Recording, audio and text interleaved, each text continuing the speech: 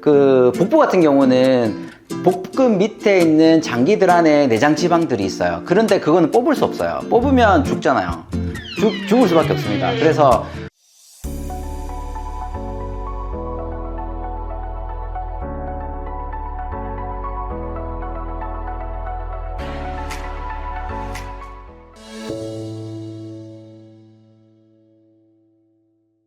상체에 살이 많이 찌신 분이 있고 밑에 하체에 살이 많으신 분이 있고요. 아니면 전체적으로 살이 많으신 분들이 있는데 연령대별로 조금 달라요. 보통 이제 20대 초반에서 뭐 한 중후반 정도 그리고 30대 초까지는 허벅지에 살이 많으셔서 오시는 분들이 많고 하체 비만형이죠. 그 다음에 이제 30대 중후반 넘어가기 시작하면은 복부에 살이 많으시더라고. 그래서 복부 쪽에 이제 무늬가 많고요. 그리고 팔 같은 경우는 연령대에 상관없이 전체적으로 고민이시고 오시는 분 많습니다. 보통 이제 전체적으로 날씬한데 한 부위가 주로 고민이셔가지고 오시는 분이 많고요.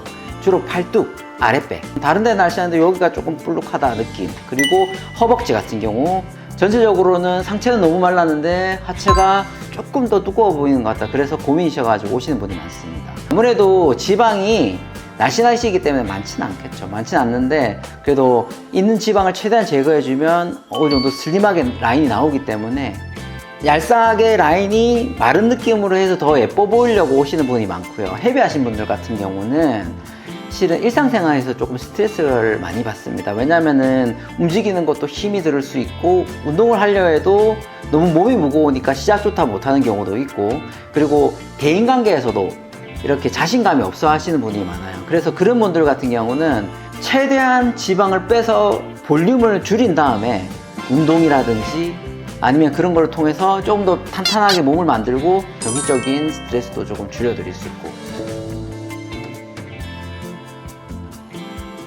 이게 체형별로 다른데 체형별로 이게 뭐가 다르냐면 지방이 많으신 분들이 있고 지방이 작으신 분들이 있어요. 그게 체형을 나눌 때 BMI라든지 수치로 재잖아요. 근데 그거보다도 린바디 매스라고 하는 제지방량이 있는데 이게 뭐냐면은 지방을 제외한 근육이라든지 조직의 양을 말합니다. 그 제지방량이 높으신 분들 같은 경우는 지방흡입을 해도 제지방량이 낮으신 분들 그러니까 지방이 훨씬 많으신 분들보다는 효과가 덜해요. 그래서 지방이 많으신 분들이 조금 더 부해 보이고 하시는 분들이 좀 많고요. 제지방량이 높으신 분들은 근육량이라든지 이게 많기 때문에 같은 몸무게라도 조금 더 탄탄해 보이고 그러신 분이 있죠. 테스트 같은 거 핀치 테스트라고 있는데 이렇게 다 잡으면 이거는 근육까지 같이 잡는 겁니다.